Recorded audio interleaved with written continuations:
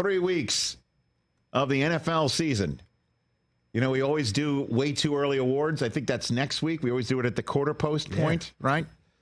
MVP of the NFL season through 3 weeks is Saquon Barkley. Where would the Eagles be without this guy? I'll tell you where they'd be. 0-3. And I understand he didn't catch one against the Falcons that led to Kirk Cousins shocking them in week 2. And you want to pin it on him? You'd be foolish, Philly fans.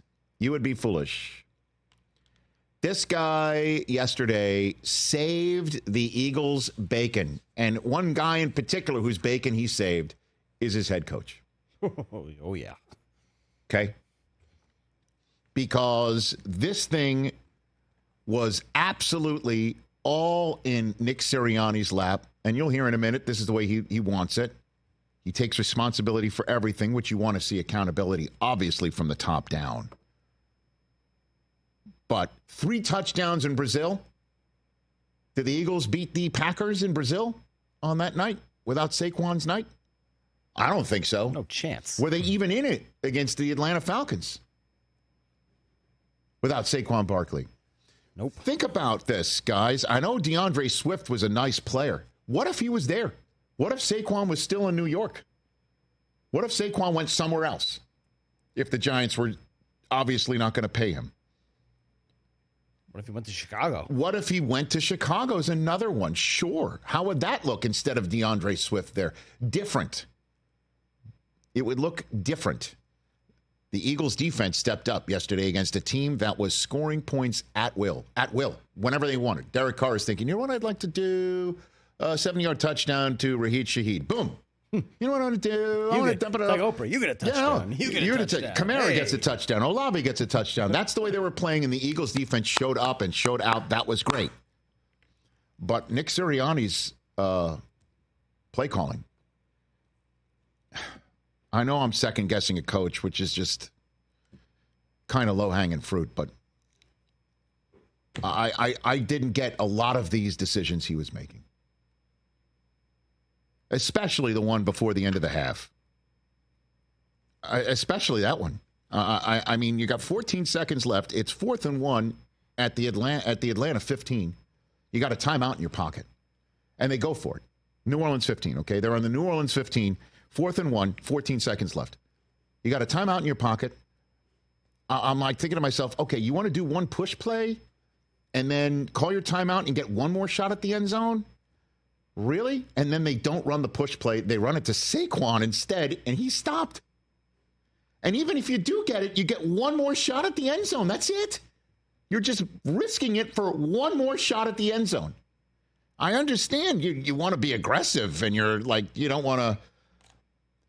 I don't understand why coaches feel like kicking field goals and taking easy threes are seen as capitulating these days or weakness, as opposed to living for another day and getting points on the board. It's very hard to score in the league. Tying the game is kind of great. You go to halftime and go, wasn't that great of a half, but we're tied. We're moving it. We're overcoming a bad turnover or two by our quarterback, a terrible interception in the end zone, and then a fumble after that. As a matter of fact, it's amazing the Eagles won this game. An interception in the end zone, followed by that fumble by Hurts, then that downs decision before halftime where you're turning down 3 and you get nothing just for the risk of trying one more shot at the end zone. It's not like you got that much more runway on the other side of your attempt.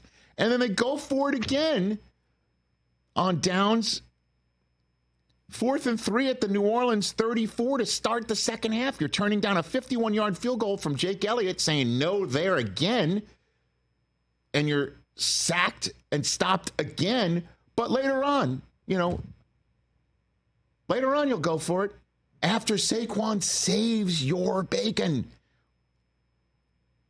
Rips one off to give you the lead, 7-6, a 65-yarder, boom, out of nowhere. And then you get the ball, and you're at the New Orleans 42 on 4th and 11, and that's when you send out your kicker for a 60-yarder. He misses. New Orleans gets it back, scores, and you're saved again by a Goddard 61-yard catch that I don't know what the hell the Saints were doing on defense there. You're just watching a tight end in a day and age where people are starting to think tight ends are not fantasy football worthy players anymore. And he's ripping off a 61-yarder. Goddard was a beast. I mean, just save the bacon there. Yeah, he did. Sirianni after the game, highly emotional. I'm wondering if he, honestly, he's in it. That's the thing I love about him too. He's in his feelings, man. He is 100% pure. This is what he said after. The resiliency. I mean, the defense played unbelievable. I mean, we played on their. That's a good offensive line. We played on their side of the line of scrimmage an awful lot. Jalen Carter played his butt off. Jordan Davis played his butt off. When everybody has been doubting them all week. Well, what are we doing? Why are we drafting these guys? I've heard it all. I've heard everything. I try not to listen, but I got to come talk to the media 5 times a week, so you hear it all. And they responded because they didn't care about what anybody thought of them. And then when they weren't riding with them, when we were losing, they ain't going to ride with us when we win. And so we heard it all. We heard everything, and they heard it, and they responded. And all you can do is control yourself. You're always going to have people saying different things about you. And they went out there and they worked their ass off. I'm going to get emotional. They worked their ass off all week. Vic Fangio put them in a great spot all week. Clint Hurt put them in a great spot all week with the way he drilled them and the way he was on all week. And they went out and responded, and they did it. Listen, I like the guy, man. So I'll give 2 cents since he might be listening. Nick, turn off the radio. Unplug. Get off of Twitter, and tell your people to stop sending you stuff if that's the way you're staying up to speed. Get off it. Unplug, man. WIP. Unplug. Get off it. Let everyone else worry about it. Yeah. It's unreal, the difference in this league, man. Without Saquon, they're 0-3, and with Saquon catching one at the end of the Monday Nighter, they're 3-0. Go figure, man. Philadelphia next at Tampa. Oh, boy. Are those 2 teams that want to wipe the taste of week 3 out of their mouths. And then they have a bye. Get healthy a little bit. Home for Cleveland. Deshaun Watson, I don't know what's happened to him either. At the Giants, that'll be the Saquon-a-palooza. So, they got some nice runway in front of them. And Giants fans, get ready for that. Just get ready. I know you're feeling good. Malik Neighbors looks incredible, and you won a game, and we'll see what happens on Thursday night, and you're feeling good. Daniel Jones, at one point, threw another one late over the middle from the end zone. It's just like, from his own end zone. I'm like, oh, my God. Potentially, the most mind-boggling individual ever to graduate from Duke.